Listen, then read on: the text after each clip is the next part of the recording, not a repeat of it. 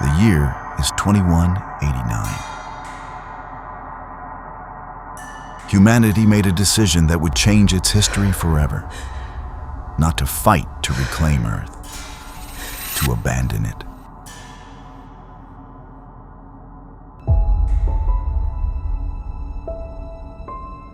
Millions of people descended into enormous cities built beneath the rock as the planet began a long process of recovery. They were told that one day they would return, but only when humanity once again deserved it.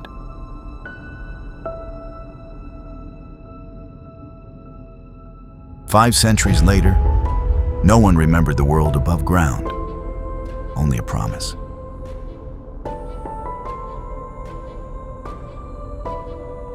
That, after a lifetime of sacrifice, the day of the Ascension would come. The day when, at last, they could return to paradise. Welcome to history of the future.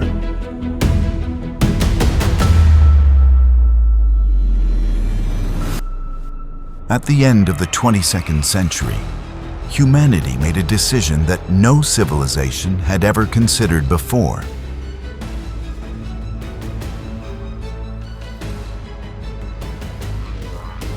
To abandon the Earth's surface. The official story claimed that centuries of war, pollution, and resource exploitation had brought the planet to the brink of collapse.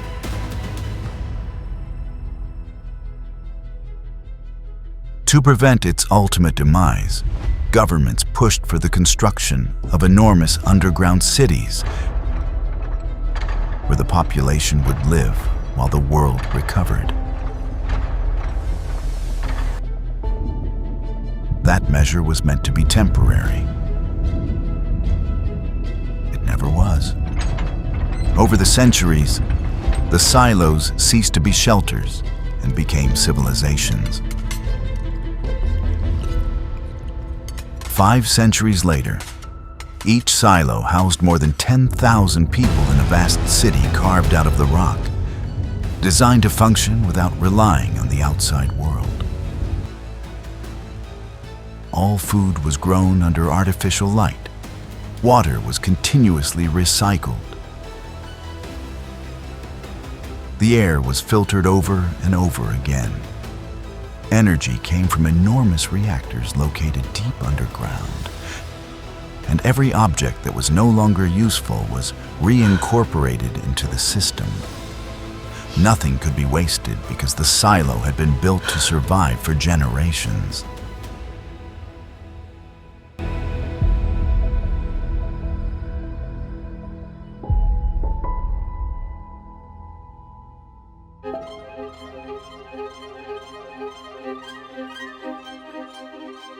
The city was organized into different levels.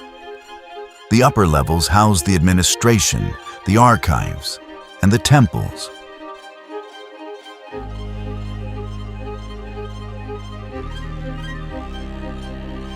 The central levels contained the residences, schools, hospitals, and growing areas.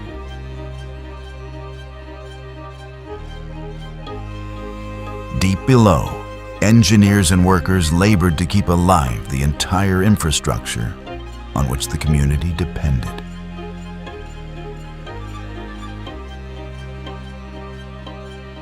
Everything was connected by a single staircase. There were no elevators. Very few people traveled from one end of the silo to the other in their lifetime. Over time, that physical separation created communities with their own identities and different ways of life, as well as a vast gulf between those who governed and those whose labor kept the city alive. After 500 years, no one had ever seen a tree, rain, a river, or the sky. For them, Earth was not a place. It was an inherited memory and also a promise.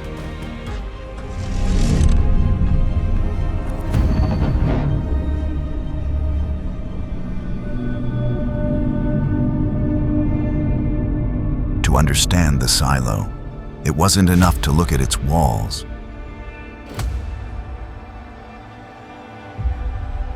One had to understand its faith. Life in the silo wasn't measured in years. It was measured in grams. Every food ration, every liter of water, and every minute of artificial light were part of a balance that could not be disrupted. Wasting resources was not just a technical error. It was an offense against the earth, which was still trying to heal itself. For 5 centuries, the 10,000 people who inhabited each underground city shared the same conviction. Living underground was not a misfortune, it was a moral duty. The official line held that 22nd century humanity had brought the earth to the brink of collapse.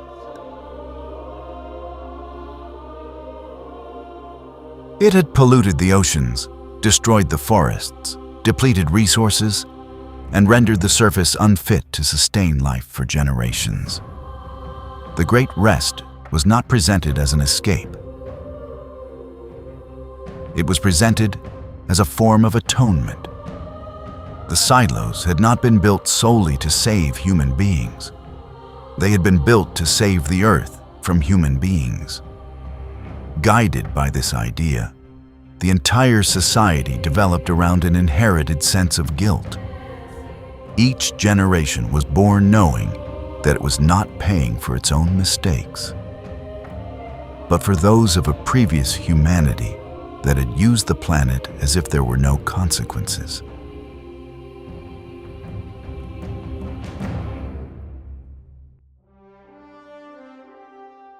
The endless shifts in the depths, the rationing of water, the constant reuse of materials, and the prohibition against any waste were not experienced merely as rules for survival.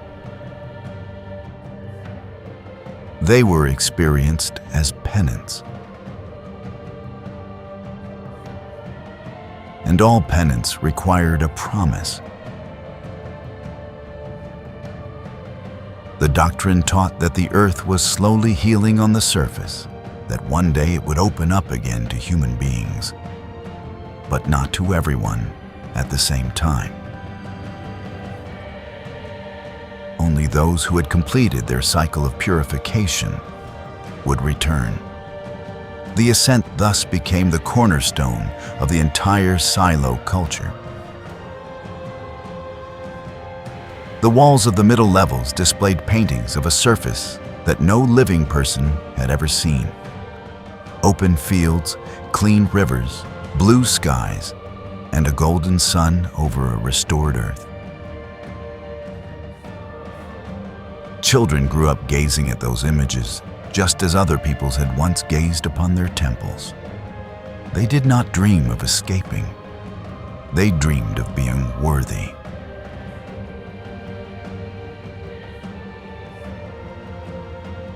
After 500 years, the hope that paradise awaited above was the only narrative capable of holding together a civilization buried beneath kilometers of rock.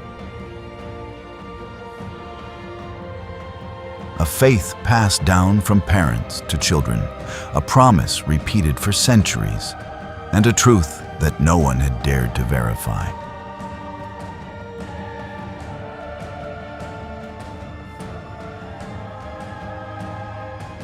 The Ascension was not a mere administrative formality.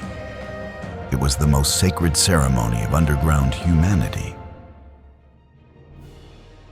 It took place only twice a year, coinciding with what ancient texts referred to as the equinoxes on the surface. According to Doctrine, these were the days when the earth achieved perfect balance and welcomed back those who had completed their purification.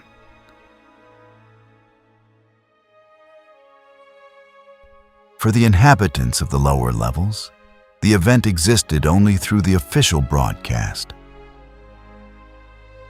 But on level 1, the ceremony took on an almost religious solemnity. The threshold hall occupied the entire top floor of the silo, a vast circular space of polished concrete, free from the noise and smoke that dominated the rest of the city. In the center stood the great steel gate, which, according to tradition, led to the restored world.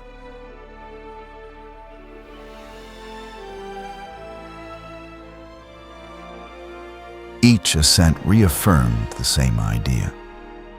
Humanity had committed a transgression. The silo was its penance, and a return to the surface could only come after a lifetime of obedience, work, and self-denial.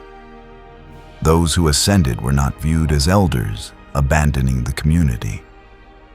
They were symbols of redemption, people who, according to Doctrine, had paid the debt inherited from their ancestors and could once again present themselves before the earth without guilt. For decades, they had worked without asking for anything in return. They had accepted rationing, total recycling, and hardship as part of a mission far greater than themselves. Every sacrifice was seen as a small step toward reconciliation between humanity and the planet it had come so close to destroying. That is why their names were remembered with respect. Their lives were studied as examples of discipline and service. Children grew up hoping to one day attain that same dignity, convinced that there was no greater honor than completing the journey begun by the silo's first inhabitants.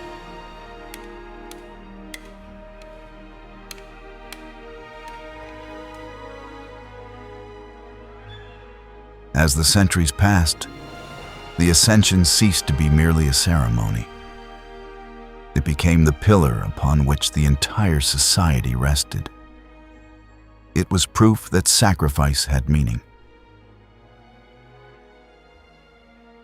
that guilt could be forgiven, and that humanity still held out hope of reconciling with the earth. As long as the gate continued to open and new citizens set out on the path to paradise, no one had any reason to doubt the doctrine.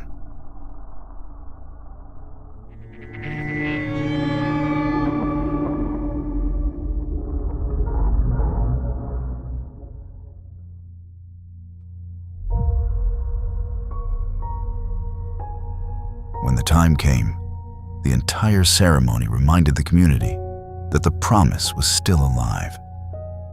The gate opened, and an intense golden light flooded the hall. Those chosen for the Ascension crossed the threshold, and the doors closed once more. No one ever returned. But that did not weaken their faith. It strengthened it. For if paradise existed on the other side, returning would have meant that redemption had never been complete. For 500 years, that conviction sustained an entire civilization.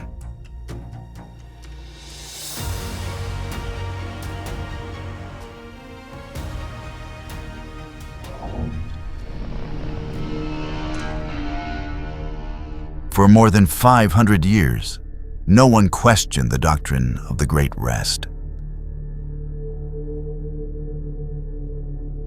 There was no reason to do so. The city functioned smoothly, and resources remained sufficient. The Ascension continued to be celebrated,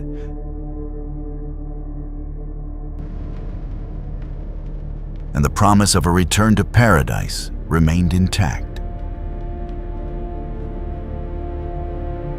But no system remains perfect forever. The first cracks did not appear in the faith of its inhabitants.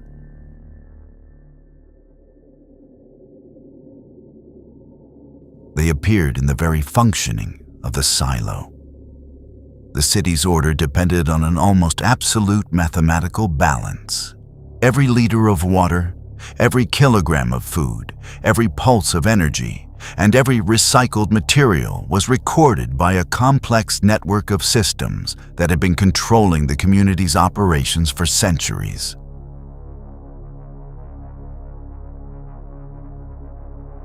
People could make mistakes, machines even less so, and numbers knew nothing of doctrines.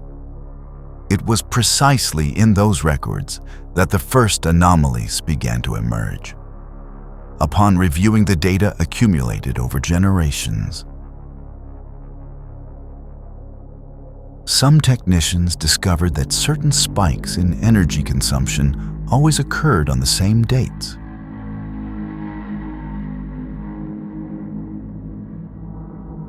They coincided exactly with the days of the ascent. The official explanation cited the enormous amount of energy required to activate the Great Gate of Level 1. However, the records showed something different. A significant portion of that energy was not directed toward the upper levels. It descended. It always descended. At the same time, other reports began to reveal minor inconsistencies that were difficult to explain. The recycling systems recorded unexpected increases in organic matter. Hydroponic crops received extraordinary amounts of nutrients whose source was never recorded.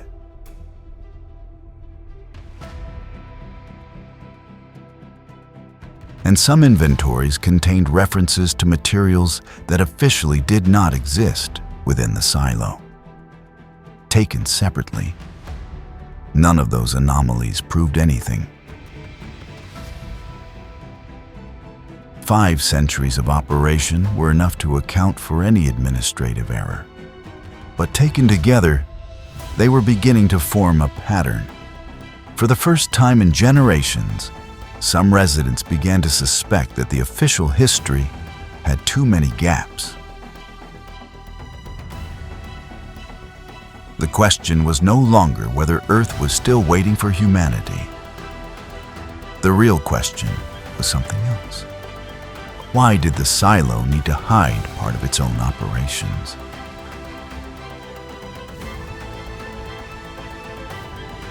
That doubt was almost imperceptible. But all great civilizations begin to change the day someone dares to question what has always been considered unquestionable.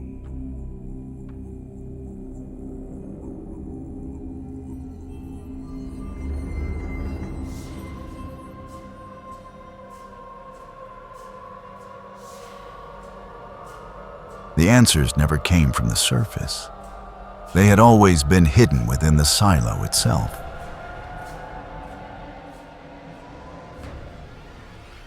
The original archives, protected for more than 5 centuries and accessible only to the highest levels of the administration, contained a version of history completely different from the one the rest of the population had been taught. The first revelation shattered the very foundation of an entire civilization.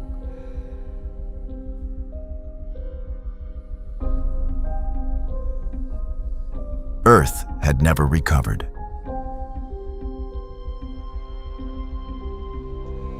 Sensors installed on the surface continue to record an atmosphere incapable of sustaining human life. Radiation, storms, and ecological collapse continue to make any attempt to return impossible.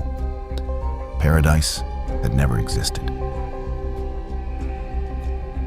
But the harshest truth was yet to come. The founders of the silo always knew this. From day one, they understood that those underground cities would not be temporary shelters. They would be humanity's final home. However, they also recognized another problem. How could they convince 10,000 people to work, start families, and sacrifice their entire lives if they knew they would never see the sky again?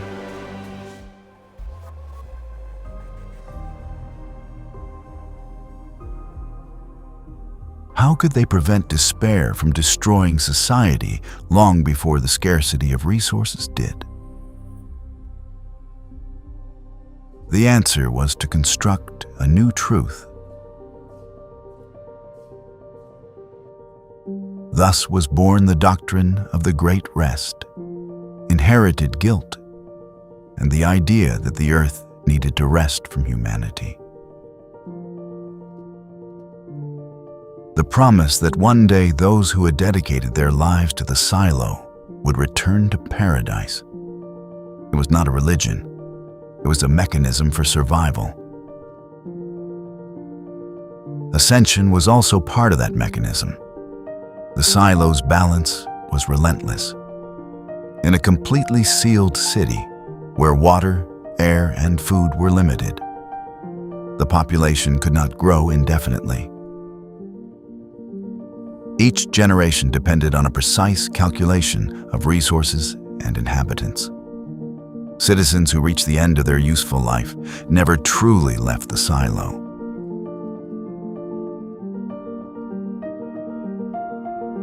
Their death was presented as the greatest honor imaginable, so that no one would fear reaching that moment. The promise of paradise had led an entire civilization to voluntarily accept what it would never have accepted by force.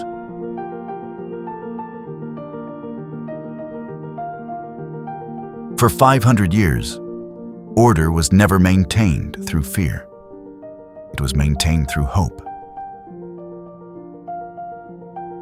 The founders did not create a lie because they despised humanity. They created it because they reached a terrifying conclusion. That sometimes the truth can destroy a civilization long before a lack of resources does. And that is the question that remains unanswered to this day. What would have happened if everyone had known the truth from the very beginning?